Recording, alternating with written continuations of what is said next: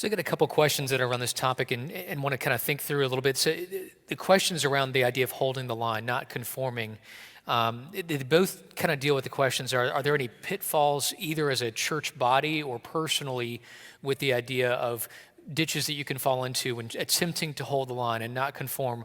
Are there any watch outs, I guess, that when we think about when we're trying to pursue that idea? So anything that we would say that is a church body or personally that we have to watch out for as we're trying to not conform to the world like that? How about I give two ditches and I'll let everybody who wants to expound on it. I think one ditch is your effort to hold the line creates a place where people have to clean up their life first before they can come to Jesus. We got to be really careful about that we don't expect people to be sanctified before Christ does the sanctifying work, right? So we need to know our churches are meant to be hospitals for sinners, right? Not shrines for the saints. The other ditch you've got to be careful about is the seeker sensitive, open the door, you never talk about sin, we just want you to be here, we just want to give you some self-help things, and we actually never confront sin.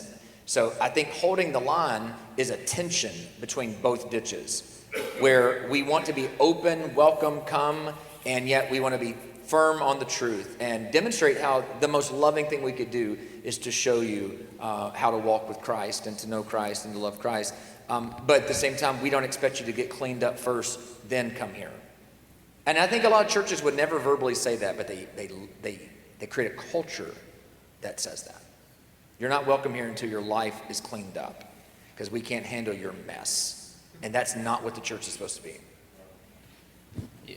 Yeah, I'll just say, and kind of in that pastorally, not making these sins of just the LGBTQ movement the only ones we're holding the line against, I'm about to preach about that, so don't take my okay.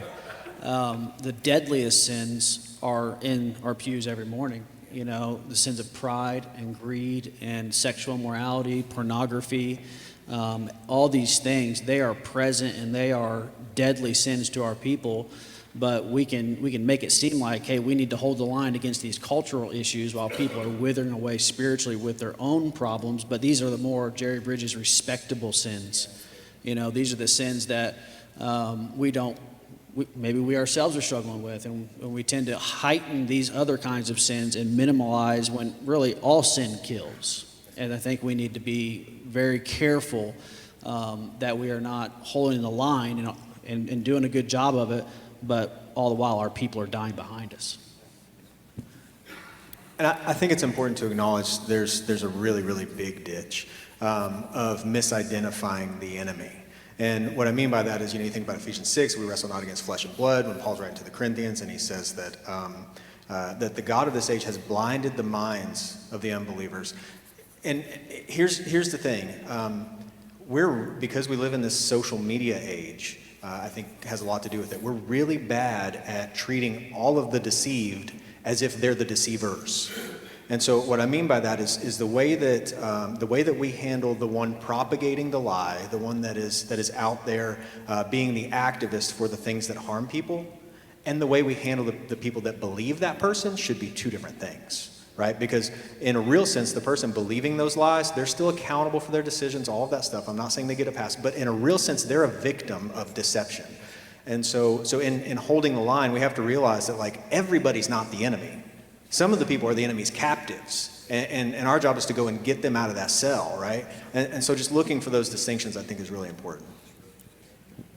That's such a good word about those two ditches. We had to just remember we're gospel people, and at the end of the day, we're sharing the good news about how people can be reconciled to the God who made them through Christ. And even when we do hold the line against the sexual revolution, we're not just saying that's wrong, but we're saying God has a much better way for you than you think for yourself, vision for yourself. And I also think there's a tendency for us conservative Christians to be very wary of cynicism. I think of 1 Kings 18 and 1 Kings 19. 1 Kings 18, Elijah, the prophets of Baal, an epic, victory. 1 Kings 19, Elijah's like, I'm the only one. And God's like, actually you're not. There's 7,000 other people, and you're about to anoint your successor who's going to be better than you. And so I think we have to be very careful against guarding against a sort of the culture is lined up against us. I mean, that's just fact. But a kind of cynicism that forgets that Jesus still saves. And God is at work in the world today. God is saving people. Didn't just happen in other eras. Didn't just happen with Billy Graham. Didn't just happen with George Whitefield. Didn't just happen with other great awakenings. God's doing that work today. Christ is building his church, and the gates of hell won't prevail against it. And we can be hopeful. Peter, when he's writing to the first century church, talks to them about their hope.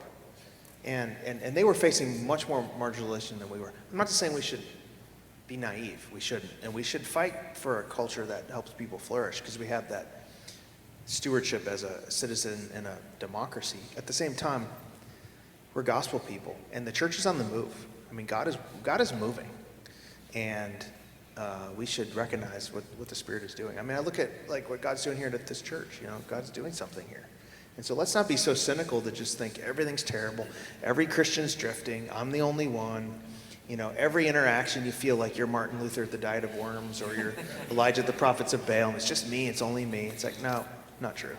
God's doing a great work.